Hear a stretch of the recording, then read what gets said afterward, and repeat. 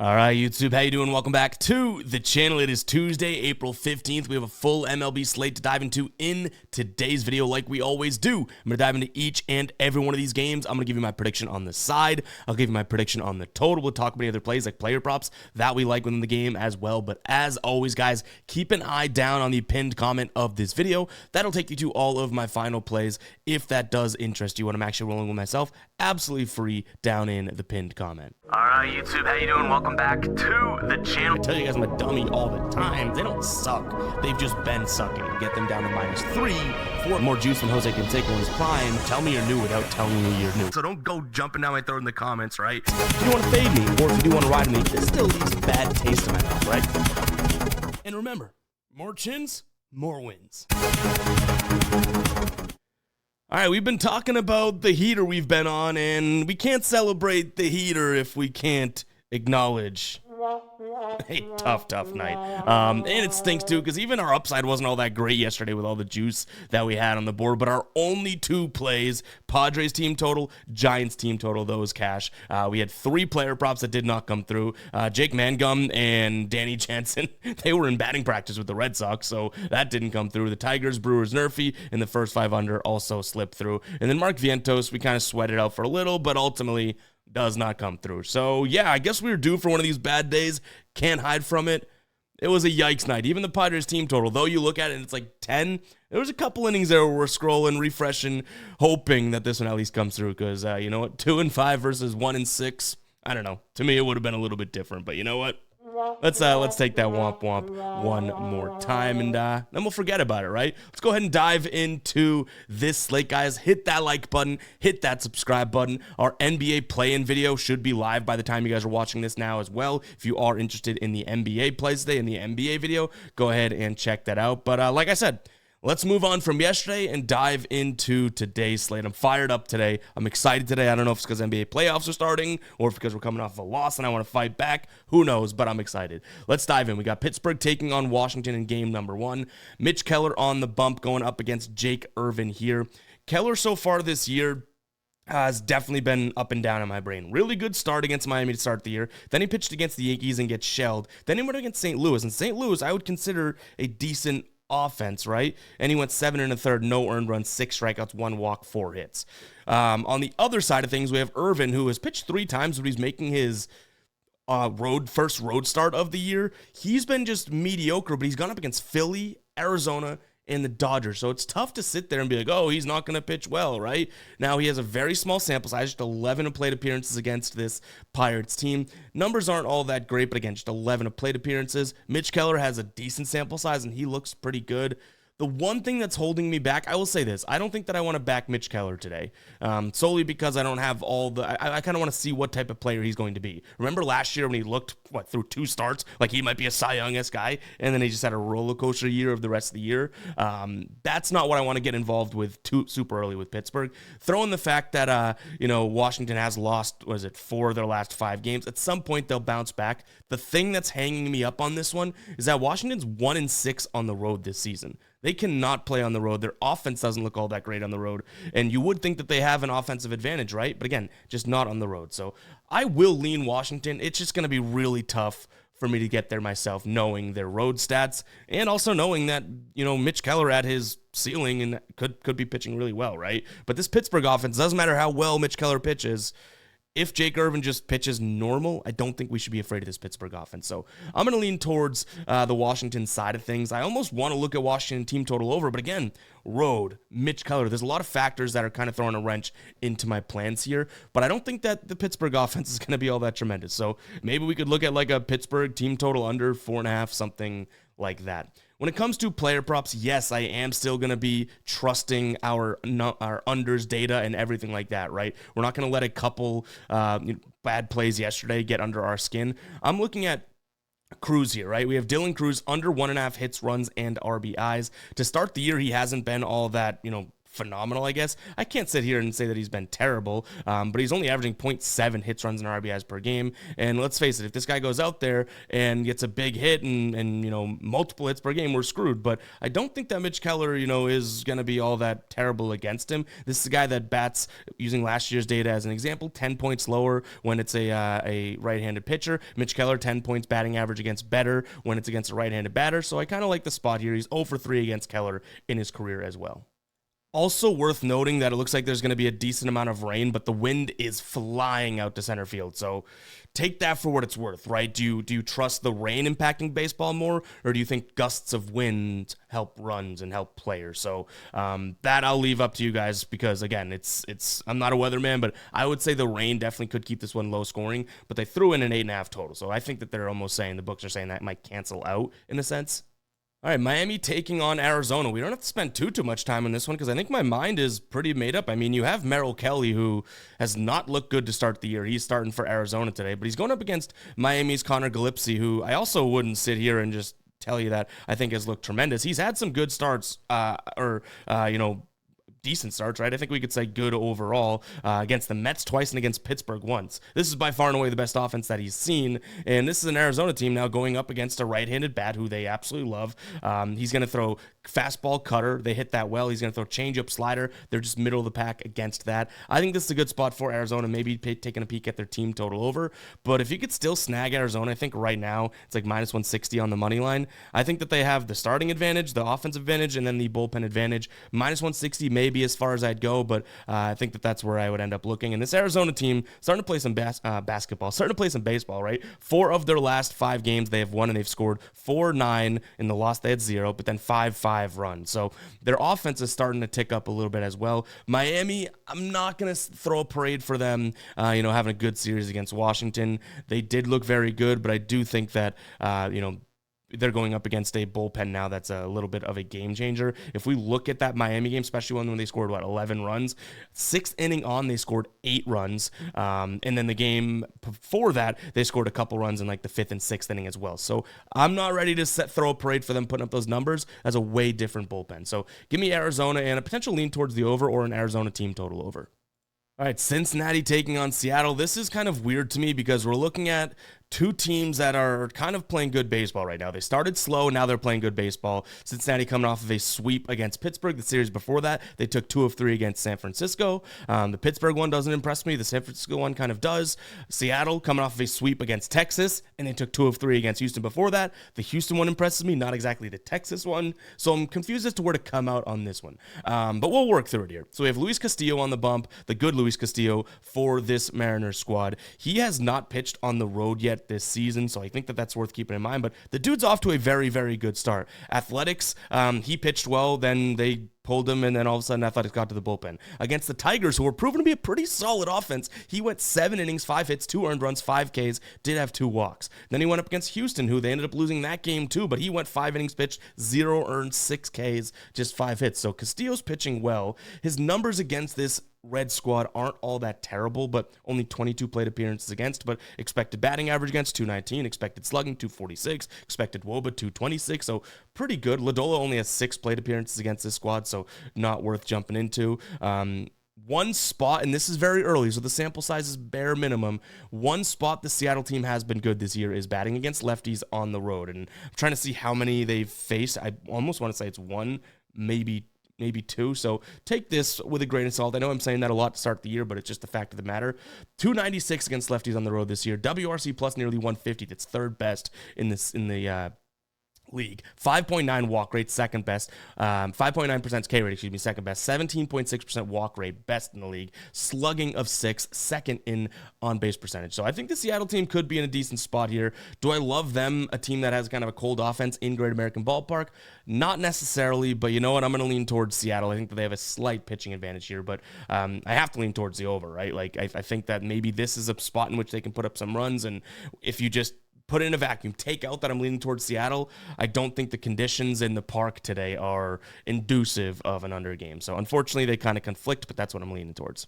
All right, before we move on with the rest of the games, I want to talk to you guys about Prize Picks. It is Taco Tuesday over on Prize Picks, and they're still offering the Play 5, Get $50 instantly deal for new customers. All the links, it's just the Prize Picks link down in the description and the pinned comment. They'll get you the exact same thing, or you can just sign up for Prize Picks using code GUYBOSTON. If you guys don't know what Taco Tuesday is, it's really, really simple. They take players and then they discount the line so you have a better chance of hitting that play in Prize Picks, and you can throw them into your entry and just essentially boost the payout, right? So go ahead and check it out. That link will be down below in the description, as well as the pinned comment. Again, 10xing your first $5 is a no-brainer. What if you hit that $5 slip? You still get that payout as well, right? And you have a little bit of a bankroll now in Prize Picks to have some fun with. So go check it out, guys. Link again down below in the description, as well as the pinned comment. Let's keep the train going here.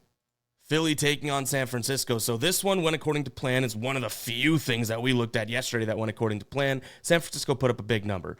Today, I'm not going to sit here and say that they won't, but I think Jesus Luzardo on the bump, I'm going to trust a little bit more than I did Taijuan Walker just a game ago, right? And San Francisco, their offense, realistically, to me, I'm still pretzel-brained about what it is, because they look really good, and then all of a sudden, a couple times they look cold, and I'm starting to find that maybe it's when they go up against lefties here, they do get a little cold. Now, Jesus Luzardo has been really good against lefties, and there's only one projected lefty. I believe there might be a switch who's going to be batting righty in the lineup today for San Fran, so I think that that's kind of somewhat of a big deal and probably strategic to some point from their perspective. But at the same time, I do think Philadelphia's offense could get to Verlander. If we look at the career stats and whatnot, it's kind of misleading. I don't think Verlander is the same guy that he once was, but 116 plate appearances against, 27% K rate, walk rate at 14%, but an average against of 202, an expected batting average against of 233. So he does obviously look pretty good, but he's going to throw fastball, slider, at least half of those pitches, and the fastball should be the one that the Phillies are able to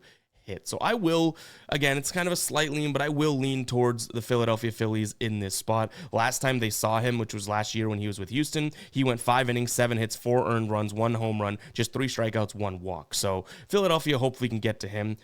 For what it's worth, if you are on the San Francisco side of things and you think that the odds look a little bit more valuable, Jesus Luzardo also got shelled by San Fran last time he saw them, but it was a few years back and he was with Miami. This dude against Washington, the Dodgers, and the Braves has pitched really, really well to start the season. And again, I don't think San Francisco hits lefties all that well.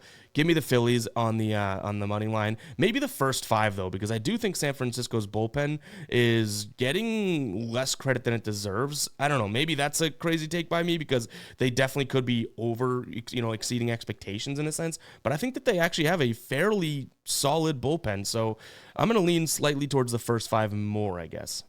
And then I guess I'm saying I guess a lot, which is not a good sign. From a total perspective, I do think that there could be some runs from the Phillies today, so if we can get a good number at over 3.5 for their team total, I might take it, but I don't think anything is going to outweigh the idea of looking at them on the first 5 here. I think you can get that for better odds than you can the money line, which is kind of weird, but it makes sense a little bit, to some degree, because I think they have a slight starting pitcher advantage, not name-wise, but how the guys have been throwing lately.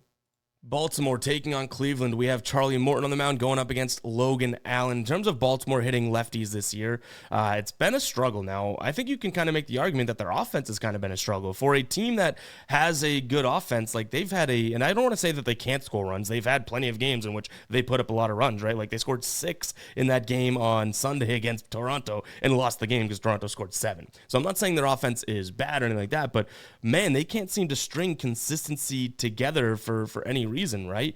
That being said, Charlie Morton, I think, can kind of do his job today. He's going to throw fastball, curveball, cutter, sinker. None of those pitches Cleveland hits all that well. None of the pitches really in the MLB right now Cleveland seems to hit all that well. You look at the recent games, and it's like, okay, they kind of turned it up for a little bit.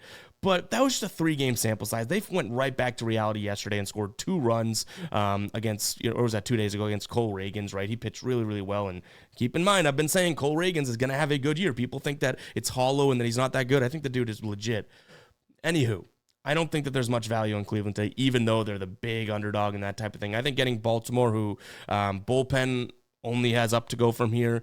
Charlie Morton seemingly only has up to go from here. Their offense only has up to go from here. They're now at home, I think, in a fairly decent spot to be able to bounce back here. I mean, you have guys like Gunnar Henderson, Tyler O'Neill, a bunch of guys on this team just really, really struggling. Luckily, they have a struggling offense coming into town today as well. So, yeah, I'm going to lean towards Baltimore. I think that if this sticks right in the 140s, definitely has a chance of being a final play.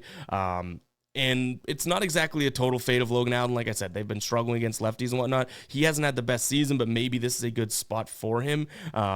He had a good start, one good start against Chicago. The other start that he pitched against San Diego got kind of shelled. So I'm not exactly sure what to get out of him. But from a total perspective, I would say maybe there's something worth looking at in terms of a Baltimore team total over, because, like I said, for what it's worth, they've been struggling. But they do have the ability, and they've shown they have the ability to put up a decent number. I just want to see it against lefties probably before we roll with it. So I could see them grinding out a game that's, 4-3. I could also see them smoking a game that's like 8-2, right? So that total's a little dicey to me, but I think that I'm fairly confident in Baltimore today. So I wouldn't be surprised if that is a final play. Neither one of these pitchers have like crazy numbers against the other team either. Nothing totally worth noting. One player prop spot that I am considering here in this spot would be a slight peek at Lane Thomas under 1.5 hits, runs, and RBIs. He doesn't hit the curveball well. That's going to be the main pitch from Charlie Morton. He has seen Charlie Morton 12 times, and he has 3 hits off of him, so I guess that's okay, but no RBIs, no runs, so I do think that this could be a fair player prop to take a peek at. It's minus 140 on DK right now. Could be something that I consider. And then I believe I had another under Jordan Westburg here. The only reason I like this is because this is minus 154 on Caesars, and it's minus 160, minus 170 elsewhere. I like his under 1.5 bases. Logan Allen, again, good pitcher, but this is a guy that really struggles against the left hand, and to go and get those bases, he's done that only twice this season, and it was way back earlier on in the year. Head-to-head against his team, not all that great, and, I guess I will say 2 hits, 3 total bases, and 1 extra base hit, batting 1,500 in terms of slugging against Logan Allen. Let's see if that returns back down to earth, all right, before we throw the guy a parade. So I think we're getting good value on Caesars, and again, minus 154 is still super juiced, but the value comes because it's minus 170, minus 180 elsewhere. That's 10 cents of value that we're getting just by placing it on Caesars, never mind what has to happen in the game. All right, Tampa Bay taking on Boston. Luckily, we didn't roll this. It wasn't one of my favorite plays in the video anyways, but I said, Boston, I think Tanner Houck's going to reel it in. Tanner Houck had some of I thought the numbers, if I wasn't watching that game and I just checked, the app and checked the score and whatnot, I would think that there was a typo, because the dude almost had like triple-digit hits, it seemed like. First pitch of the game was a home run, and then at that point, you knew that it was over, right? Today, does it go any different? I'm not going to really lie to you guys. I still think the Rays have a massive pitching advantage. Ryan Pepe Le Pew Pepio on the mound going up against Walker Buehler. Walker Buehler, sure, he's looked okay, but as a Red Sox fan, not looked good enough. On the road, he struggled this year as well. I think his one good start was against... I want to say it was against Toronto, but that one road start against Texas, nothing to it, right? Whereas you have Pepe Le Pew, who's honestly looked okay. I'm not going to sit here and say that he's looked really good, but he's been phenomenal against lefties to start the year, and I'm having a feeling that's kind of important when you have Duran, Devers, Casas, Willie Abreu, all those big bats. Obviously you have Bregman, Story, that type of thing from the right side, even Campbell now, but a couple of those bats that are really important, Ryan Pepe Le Pew Pepoa, should be pretty good against. So, Pepio has the advantage, I would say, over Walker Buehler. I do think that there's a little something to be said about the Red Sox losing 1 million to, 2 yesterday? Maybe they didn't even score 2. I think they scored 1 run. Yikes. They probably have some sort of bounce back in them, but I'm not ready to do that. This Tampa Bay team has what I would say the pitching advantage, probably the bullpen advantage, and maybe the offenses are a wash if Duran, Devers, Casas can kind of battle out of, facing a guy that's good against lefties. I will say he's going to throw a lot of sliders. The Red Sox have hit a lot of sliders this year, done really well, and Walker Buehler has a crazy pitch mix in terms of throwing. I think he throws a knuckle curve, the changeup. He throws like 6 or 7 pitches. He should be able to figure out what works, but Tampa Bay's been batting pretty well against righties this year, so I'll lean Tampa Bay. I don't mind the over, though. It's like this team could put up a bunch of runs. This Tampa Bay team against the Red Sox starter, then they can get the Red Sox bullpen. I think it's silly right now. And the Red Sox do have some bats, right? But I think it's silly right now to consider an under with the Red Sox involved, because it just does not seem like they totally have it. Like, they've let 2 teams now. The White Sox scored 11 or 12 runs, and then Tampa Bay a few games later scores 16. Like, it's just super volatile. Yankees taking on Kansas City. Not the biggest of feel for this game, I think mostly because of the odds. Kansas City loses 4-1 yesterday. Now you have Fried on the mound going up against Michael Wacha, who Michael Wacha is a good pitcher, but I don't know how much we can trust him against this Yankees squad. He hasn't looked all that tremendous against them overall, and Max Fried, on the other hand, is just a very good pitcher. Now, Max Fried, in terms of his home-away splits so far, he has 1 home start, and it wasn't the best of outings. It was not the bad outing, though. It was the game that they scored 21 runs in, so really didn't matter what he did. But on the road, he's been lights out so far. So I wonder if at home here he struggles. I don't see it happening, but I do think Michael Wacha can pitch fairly well as well and kind of suppress this Yankees team. So the only thing that I would consider is a potential under or first 5 under. But yeah, these odds are just a little bit too out of control for me to even like the Yankees because I can't really get behind Kansas City. I just don't have enough paths to get there. So I'll lean Yankees in the under, but Yankees at minus 203, not exactly my favorite. And I don't want to be laying the minus 1.5 when they might not get their last at bats of the home team today.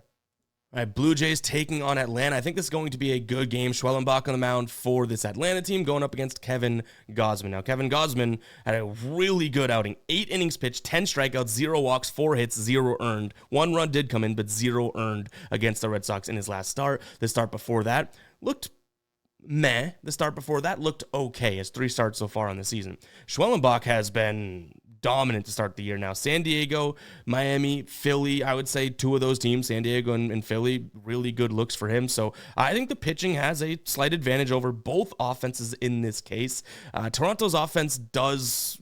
I do think that they have the chance to get going here in the season, but I'm going to trust Schwellenbach. I'm going to lean towards a first 5 under in this spot. I was considering the full game under, but again, I think that if I'm just focusing on the pitching, it seems like the move may be to just consider, hey, let's shrink the sample size and shrink all the variables as much as we can. Almost got to a nerfy as well, but I would say the 2 names in the lineup that probably scared me the most today in this Toronto lineup would be, and this shouldn't be shocking, Vladdy Jr. and Bo Bichette. They're both crushing righties this year. They hit his pitch mix pretty well. The fact that we're going to see both of those guys in the beginning of the game there kind of scares me off of the nerfy just to some degree. I'm not saying that I'm not going to roll with it. You might see that down in the final plays and whatnot, but I do think that I ultimately prefer the first 5 under today, hoping that these pitchers can kind of keep it all together for just 5 innings. So that's where I'll go. In terms of a money line, I can't fully trust this Atlanta offense just yet. You could say, whoa, but they looked pretty good yesterday, right? They got the win. I can't even say that they really looked good against Tampa Bay, but they scored more runs than they had been scoring, which is crazy. They had a good series against Philadelphia. Maybe they're starting to turn the corner, right? Maybe. And I think they might get Spencer Strider back soon. Maybe they're starting to turn the corner, but Toronto at home in a bounce-back spot with the Gauze on the mound and the better bullpen, essentially. I'm going to lean towards this Toronto team on the money line. That, honestly, the more and more I think about it and talk about it, that has a chance of being a final play. Toronto's bullpen may be a little bit more taxed than Atlanta, but nothing really egregious overall. In terms of player props, I believe we did have one that we liked in this game, so let me try and pull it up here quickly. Toronto versus... Boy, I'm all out of whack right now. Blue Jays. Okay, I have this. Please hold and I'll find it. I'm so dumb. It's been a play that we've probably played more than anything so far this season. Ernie Clement here, under 1.5 hits, runs, and RBIs. Don't mind this spot for him. The fastball, he strikes out more against the slider. He can't hit the cutter. He can't hit the curveball. He kind of struggles with. So I'm hoping Schwellenbach can kind of keep him suppressed today. And again, we've cashed this, but he also burned us last time we took it. So I think we've hit it twice and missed it once. But Ernie Clement, under 1.5 hits, runs, and RBIs. And I believe we did have one more on the... this is super juiced, but similar to the play that we just talked about with Caesars where we have some value. This is 10 cents of value over on MGM. Jared Kelenic here, under 1.5 hits, runs, and RBIs as well. But the minus 160 is a little bit too much for me to even love. So yeah, we probably end up just looking at that Ernie Clement one, to be honest. But also the first 5 under. I like that. All right, Chicago, the White Sox taking on the Athletics. I think I'm giving Sean Burke one more attempt here because I really do think that he's got some potential. We rolled with him last time out, and he didn't come through for us, right? We liked Chicago on the first 5, both run line and money line, and he goes and blows it for us, right? But not really him. I guess you could more so say the White Sox offense goes and blows it for us. So what I'm going to say here is that this Athletics offense, I don't think gets to him. He throws a lot of sliders, good pitch of his. He throws a lot of curves. Both of those pitches should be pretty good against the A's offense. The fastball, they'll hit well, and he does throw the fastball a decent amount. I think that this is another spot for a first 5 under, but I've also now kind of putted the idea around of saying, screw it. What about the Athletics team total under 2.5 in the first 5? Can he keep them from scoring 3 runs in the first 5? I think he can. I mean, you look at this season, the A's 11-16 to the under here so far to start the season. So yeah, I kind of like the spot. This is a backing of Sean Burke without having to back the damn White Sox offense, right? So the first 5 under for Athletics, again, it's 2.5, and I think that you're getting some decent value for it, right? -130 over on ESPN. Like, that does not seem like it's too juiced. I would play this like up to like -145, -150. So yeah, Sean Burke, this is your last damn chance. It hasn't been his fault necessarily. He hasn't pitched the best. I've been a little higher on him than his performance so far. But what I will say is that this Athletics offense, I don't think is all that good. Even though they have some good numbers, this is a very, very up and down offense. So I'm going to lean towards that probably as the biggest play in the game and maybe the only play that I roll with in this game. I would say that the A's probably can get them late game, but I would go first 5 for White Sox in terms of a side, first 5 under in terms of a total, and then a real kind of narrowed in focus would be the A's under as well in the first 5. I took a peek at some player props here. Brent Rooker, under 1.5 hits, runs, and RBIs. But I don't want to get like too down the trusting Sean Burke path, right? And that guy can obviously hit the ball fairly well. So that was one that I took a peek at. And then a couple Andrew Vaughn and Michael A. Taylor unders. But I think if it'd be kind of crazy for us to have multiple plays on this game, right? We'll probably just stick to that Athletics one, first 5 under. Milwaukee taking on Detroit. Remember when I was like, Alexander should be able to pitch well today? Wrong. He got hit around. Quinn Priester's on the bump for Milwaukee here. He does not have a home start this season, right? I think he only has the one start in Colorado, in which he actually looked pretty good. Detroit's pitching Jack Flaherty, who's coming off a really good start against the Yankees. 9 Ks. He did allow 3 walks with 0 earned through 5 1/3. He pitched pretty well against the White Sox as well. His only one start that you could argue he struggled in was against the Dodgers, and it's the Dodgers against the righty. So I think this is probably a spot where you can consider the Tigers. I will say, this Tigers team's playing really good baseball, 8-2 in their last 10 here. Milwaukee's now lost 4 of their last 5. They're at home. They could settle down now. There's a chance that this is a good spot for Milwaukee in general, right? Like, they just got smoked. They could bounce back. So I would just say keep that in mind. Jack Flaherty, in terms of his numbers against this team, haven't looked all that great. So 79 plate appearances against, an expected batting average against of 270, an expected WOBA against of 384, expected slugging 527. So could get a little dicey there, but in theory, you have the better pitcher, the better offense, and the better bullpen. It'd be silly for me to kind of look at Milwaukee. The only thing that Milwaukee would factor is if I think they have enough potential in this one, or Quinn Priester look good in his first start, that type of thing, that we can say, okay, well, let's just stay off of Detroit, right? I don't think that I flip ultimately to Milwaukee. And in fact, let's just show the dashboard for a second, right? So we're going to see a ton of sinkers out of Quinn Priester, ton of cutters, ton of sliders. Let's take a peek at this. The sinker and the slider are 2 pitches that Detroit hits really well. So all of a sudden, Quinn Priester's stock is going down, right? Against righties, these guys are kind of tearing it up overall. And, Quinn Priester against lefties, he's really good against. But, Riley Green, Kerry Carpenter, Colby Keith, Zach McKinstry, sure, those are big bats in the lineup, but those are good enough hitters that I don't necessarily want to say that, they're going to struggle. You can even see Carpenter and Riley Green here against righties, right? Throw in the fact that Quinn Priester stinks against righties. You have Javier Baez, Dingler, you have Gleyber Torres, Spencer Torkelson. Like, there are some things that we could see some struggles out of these guys today. And again, look at the sinker. This is the pitch mix specifically. There's only 3 guys in the red or orange, and green's good, red's bad in our dashboard here. So yeah, this is probably a spot in which the Tigers definitely hold a little bit of the advantage overall. Let me tell you guys how to get access to this dashboard each and every day. So over on GuyBostonSports.com, which is the same exact link in the pinned comment taking you to the final plays, you head over to the members area right here. It might look a little bit different on mobile, but over on the MLB dashboard section within that menu, it'll bring you right to the dashboard. If you're logged in, great, you're good to go. You can open this bad boy up, and you can see each and every game broken out in a visual format, just saving you time in the morning, during the day, on your lunch break, whenever you're looking at this and trying to set up your plays and I guess just accumulate knowledge for the day. And we're still going to add to this. You can see a lot of white space. I plan to add to this, but this is a really good sort of starting point, a one-stop shop for you guys to get a sense of what teams do good, bad, the pitching mitch, the pitching stats, all that type of stuff, right? So definitely worth checking out. If you guys don't have access, we'll set this to an logged in version so you can see what it looks like. You're going to come in here and it's going to say, hey, hold up, you need a membership. View the membership levels. You have a couple different options. So first and foremost, I would recommend obviously the all sports dashboard because because we have a killer NBA dashboard as well. But if you just want the MLB $4.99 per month, less than a Starbucks cup of coffee, and this thing I trust will pay for itself. We handmade this. A lot of it is automated. A lot of it is manual in terms of plugging in data, copying and pasting, and that type of stuff, and formatting. So yeah, go ahead and check it out, guys. That link will be down below in the description, but there's also that link in the pinned comment taking you to the final plays. It just brings you to the post on this site, which it'll be easy to navigate from there. Consider becoming a Guy Boston Sports member today. We're also working on bringing a members only Discord channel so we can ask questions about the dashboard. You have a more direct line to me. We launched it yesterday and we're still kind of going through some bugs right now, but yeah, soon enough that should be up and running too, which would be pretty damn cool. I should also mention that I don't mind the over in this game. I don't think that we've said that yet either.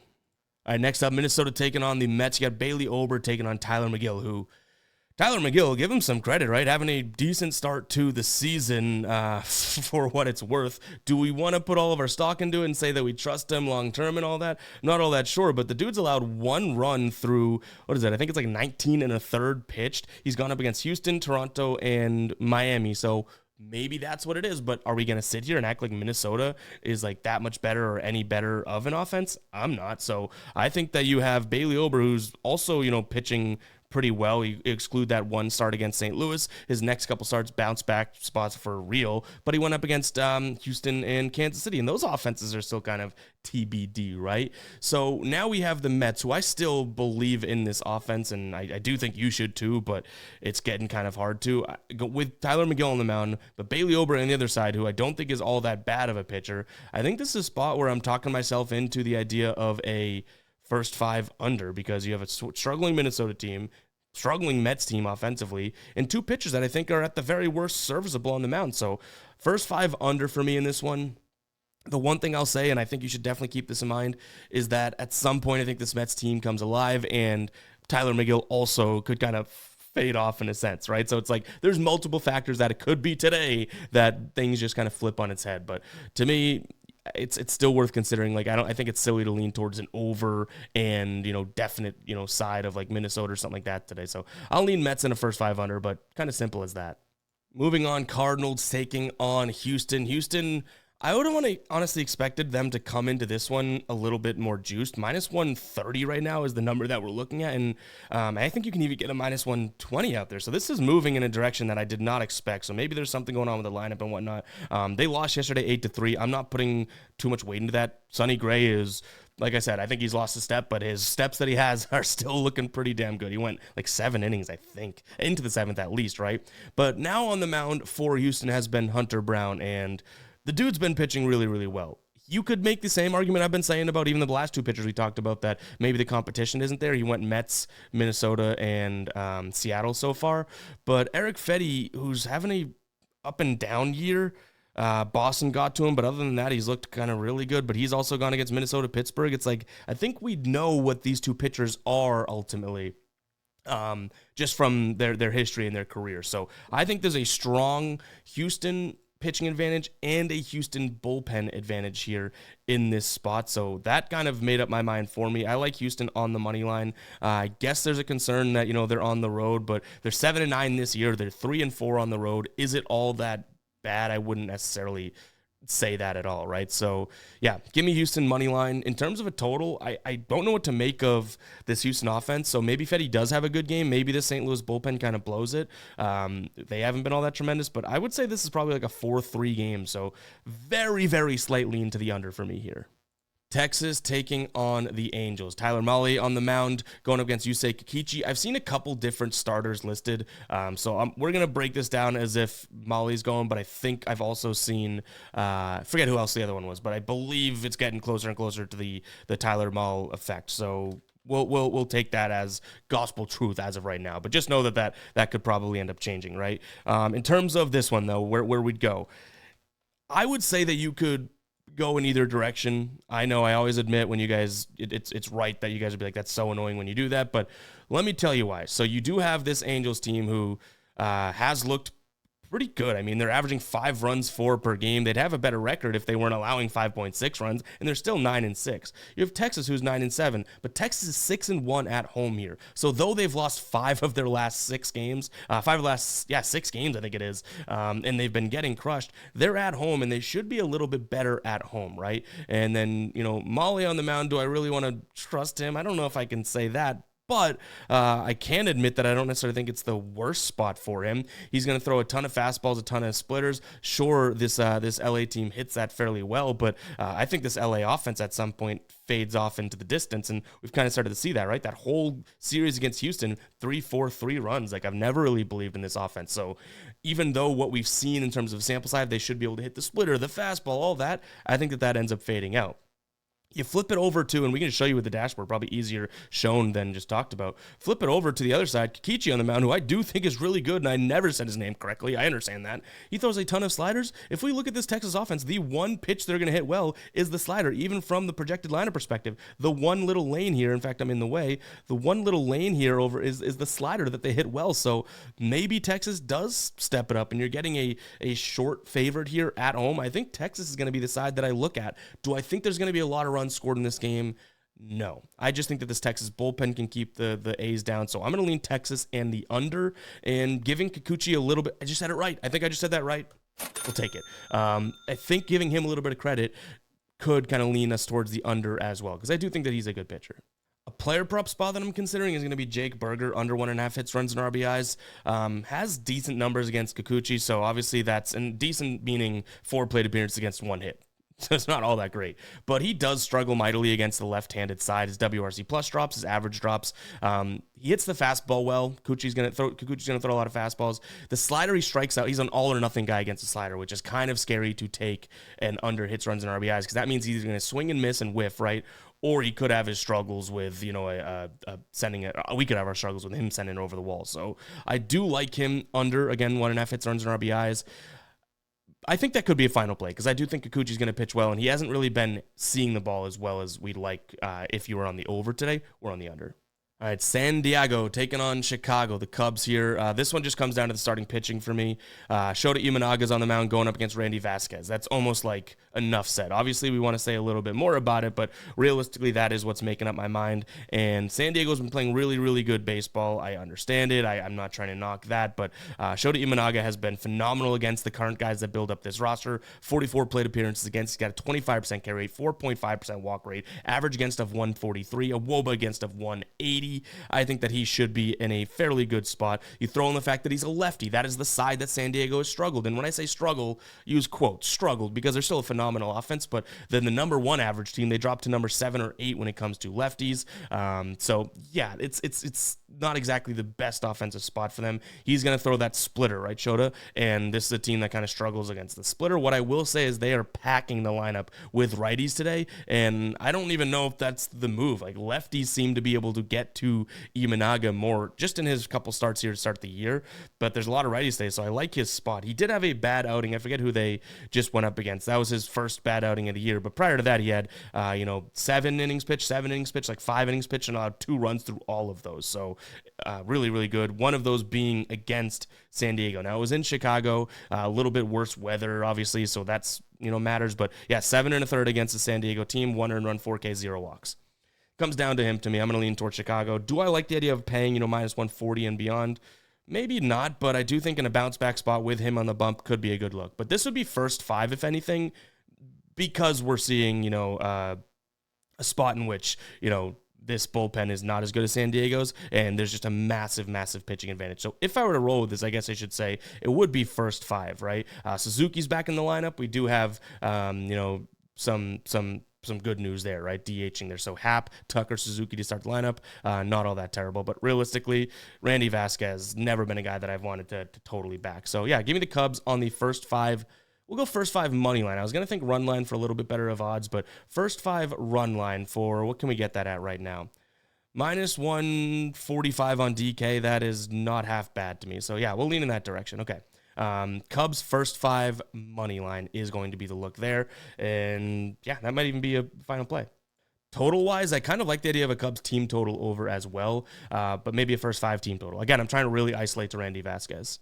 All right, we can go through this one pretty quick. Dodgers, Colorado. Dodgers, massive, massive favorites. If anything, they're just going to be like a money line throw-in play for me, which I don't envision doing today. I also think that they could score a decent amount of runs, so I'd go, Dodgers team total over as well as Dodgers money line. I don't love the -1.5, even though they should be able to get to this team. Feltner's on the mound for Colorado. They should be able to get to him pretty well. And yesterday they won by the 1.5. But I hate laying the -1.5 when we have a home team, because what if they're up by 1 into the ninth? They don't get those last at bats. You only get 8 innings of production out of the offense. Just kind of something I like to live by, I guess. But we could consider Dodgers first 5 run line, I guess. But ultimately, that's going to wrap it up for today's show, guys. Hopefully, you guys did enjoy. If you did, hit that like button, hit that subscribe button. Appreciate you spending some time with me. Catch you guys in the next one, right? Peace out.